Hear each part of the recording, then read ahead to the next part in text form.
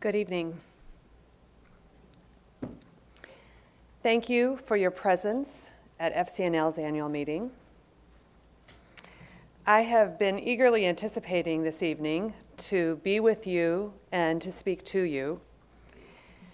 Before I begin, I want to acknowledge two of my predecessors who are with us this evening, Ed Snyder and Joe Volk, who with many of you have given so much to FCNL. Your significant leadership and devotion have made this organization a remarkable one. A year ago, when you approved my appointment as the new executive secretary, I was a bit anxious to come before this general committee and make remarks. I just wasn't sure what to expect. As clearly as I felt led by God and embraced by this search committee, welcomed by this general committee, I just wasn't quite sure. And now, after living in Washington for 8 months and coming to know FCNL, I can tell you that I'm still a little bit anxious.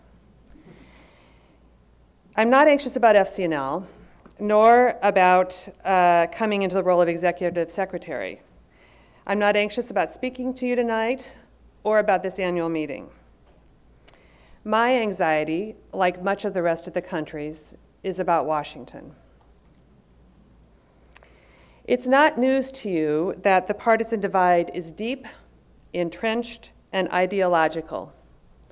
After a New York Times poll came out a couple of weeks ago indicating that approval for Congress was at about 8%, one member of Congress said, "Where are those 8% of the people?"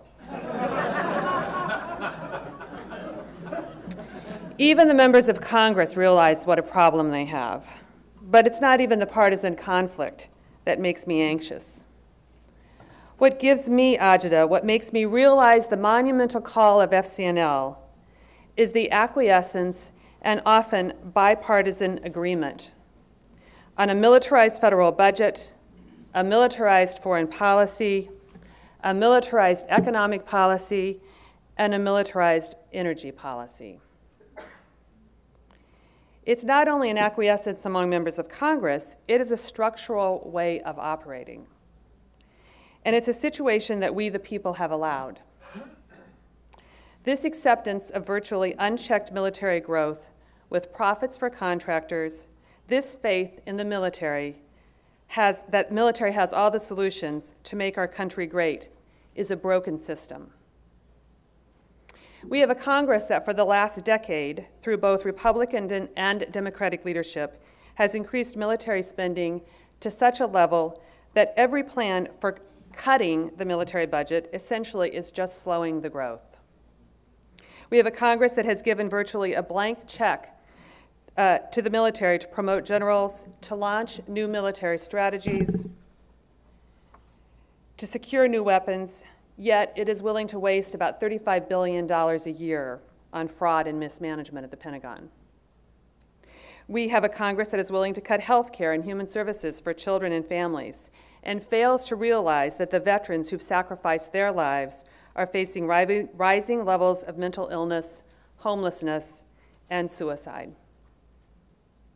We have a Congress that is willing to send American troops to foreign countries to fight, but often unwilling to invest in the long view of a changing globe by establishing an energy policy that is based on renewable sources, or an environmental policy that recognizes climate change, and a foreign policy that prevents wars.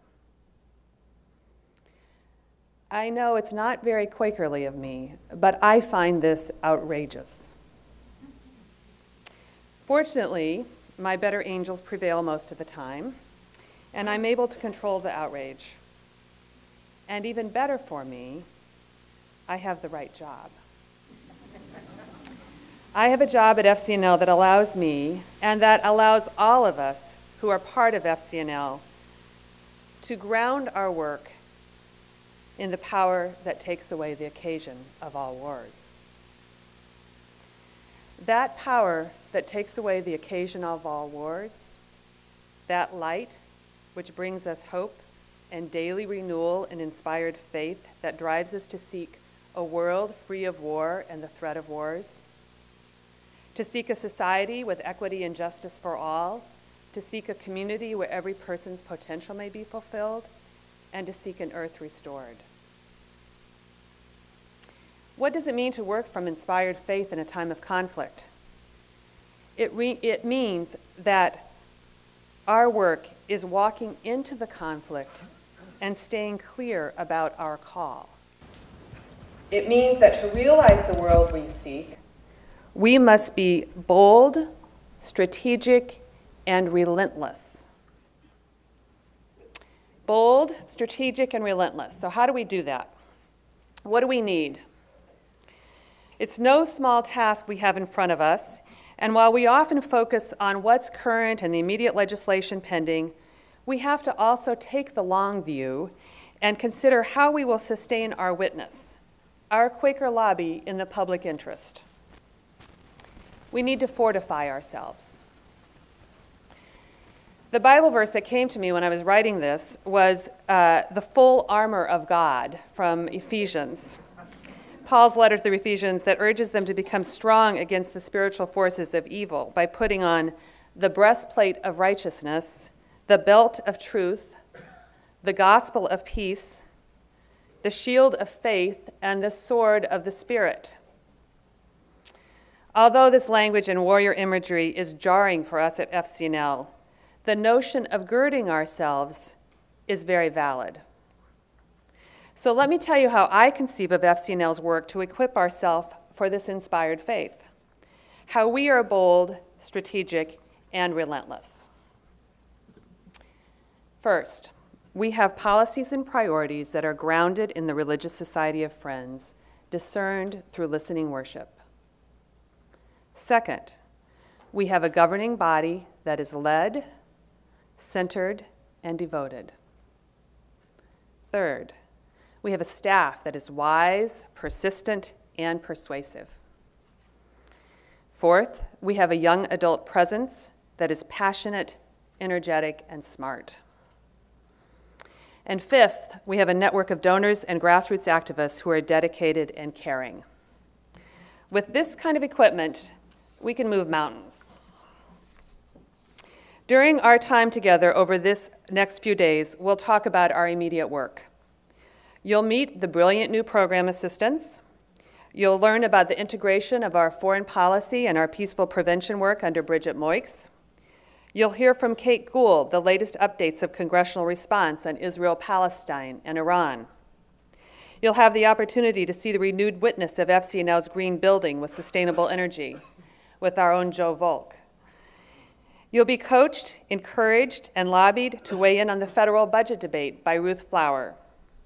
You'll hear about efforts to restrict oil and gas subsidies and promote renewable energy by Marcia Cleveland. You'll learn what we're doing on immigration despite Congress's slow pace. You'll be urged to think forward to 2013 for the Comprehensive Test Ban Treaty with David Culp.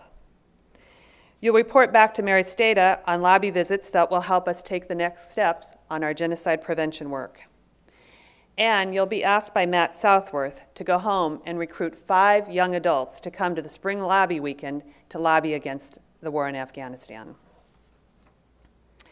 So let me talk tonight about FCNL's work that takes us beyond this fall, beyond the election year, and ask you to look at FCNL within the arc of history and the future.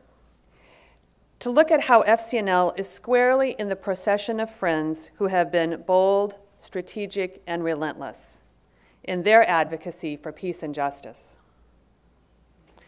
Most of you in this room have a broad understanding of FCNL's historic work because many of you have lived it. You've seen the importance of FCNL's role in successful initiatives that have advanced programs and policies for peace. I want to highlight just 3 initiatives that have been part of our history and that I hope will grow in the coming years. The first is our young adult program. The second is a Friend in Washington program. And the third is growing our network, that is, growing our presence among capital F friends and lowercase f friends. The internship program, which has operated for over 35 years, has provided FCNL with young, energetic workers who have assisted our programs on foreign policy, Native American affairs, immigration, federal budget, environment, peaceful prevention of deadly conflict, nuclear disarmament, and in our communications and our campaigns work. I've had the opportunity now to work with 2 classes of these interns, or program assistants as they're more justifiably called, and have seen firsthand the vitality they bring to FCNL and the knowledge and skills they carry with them when they leave. Moreover, we have realized the benefit of many former program assistants who now serve on FCNL staff and on our general committee. Some have gone on to lead policy operations for other nonprofits. Some work for members of Congress, some for the administration. All of them have been affected in some positive ways. Many of them have been transformed by their experience at FCNL. FCNL has so much to gain by fortifying this program, by guaranteeing that we have a solid cadre of interns every year, by assuring that the young adults who give a year's time have the opportunities and experiences that make them bold, strategic, and relentless in their quest for peace and justice in whatever profession they choose or wherever they live. These program assistants are the FCNL alumni. They are our field team. They are inspirational. Staying engaged with our former program associates creates a network for them and for us. Another opportunity to expand our work with young adults is through our Spring Lobby Weekend, which has grown each of the past 7 years.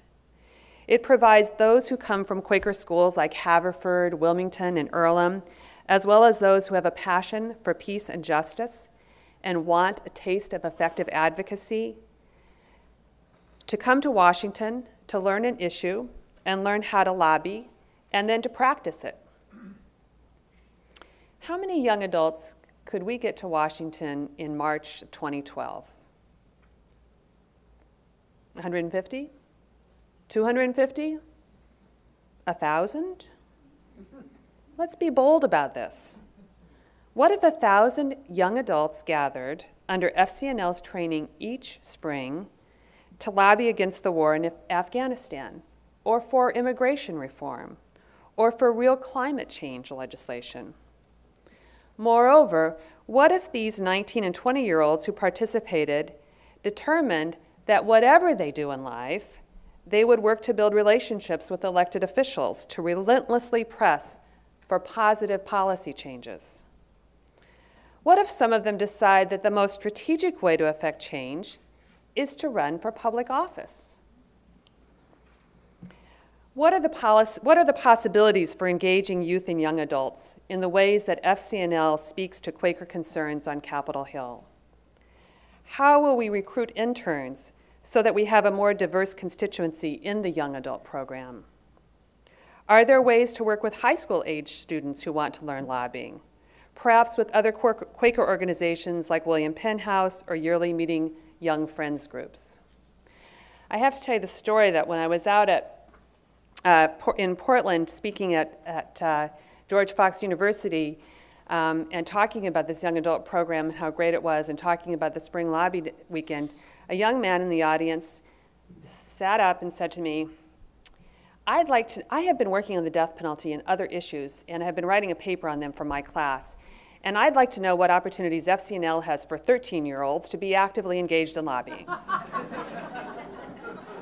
So I said, well, come to the Spring Lobby Weekend if you can bring your mom or someone with you. So get ready, Matt, wherever you are.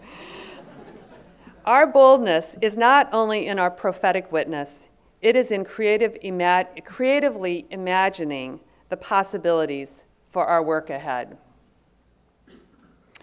While my admiration for the energy and engagement of the young adults who work with FCNL as staff and in our governance is well known, allow me to share my hopes about the wisdom and experience in our midst. Many of you on the General Committee are familiar with the Friend in Washington program.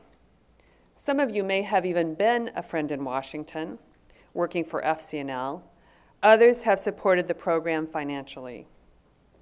The groundbreaking work of Sam and Miriam Levering over 35 years ago on behalf of FCNL for the Law of the Seas is well known.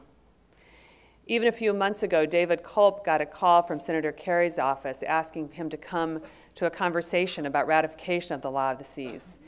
I think a little bit because of this and also because of our work in helping to get the New START Treaty ratified.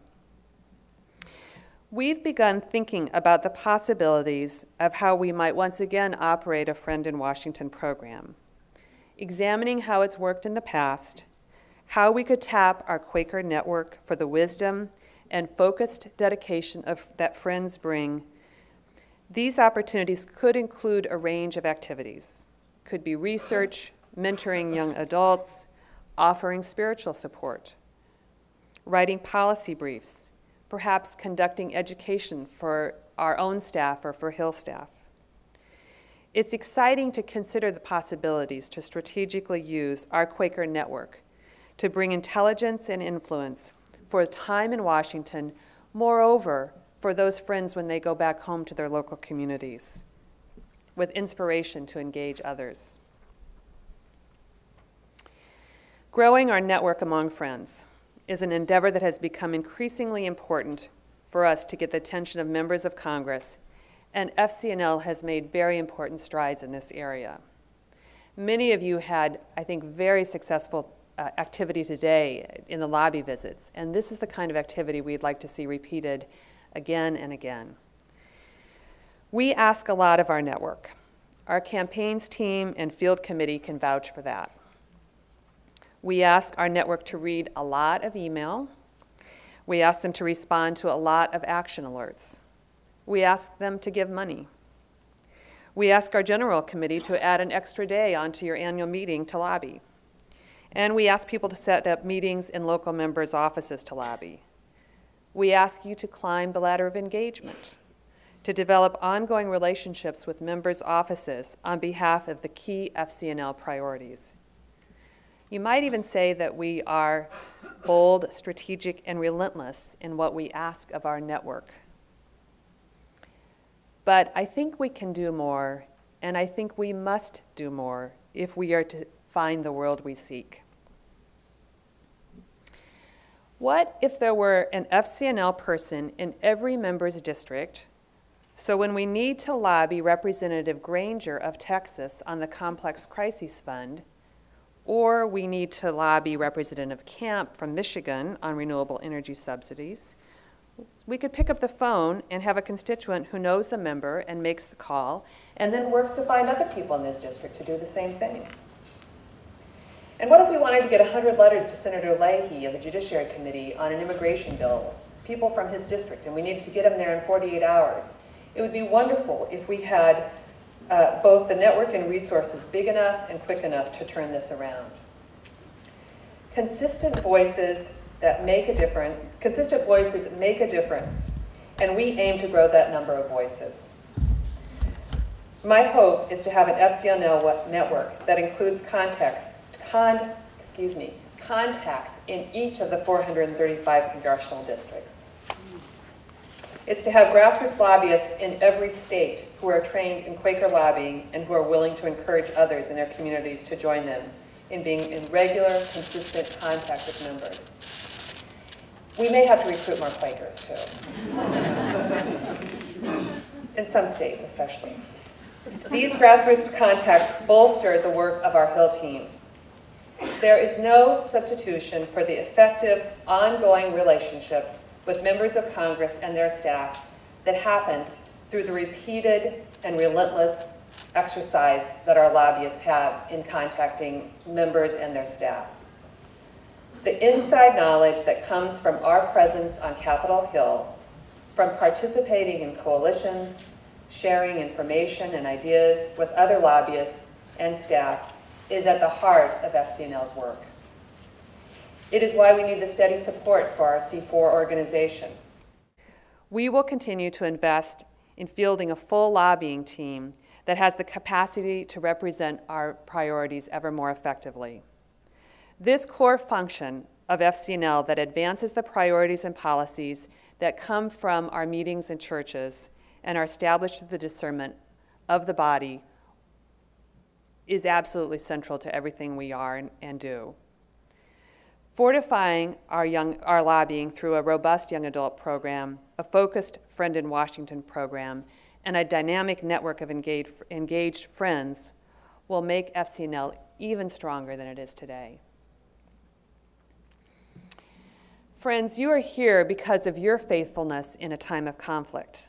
Conflict that includes a Congress and political leaders who have accepted a militarized framework for too many of our public policies.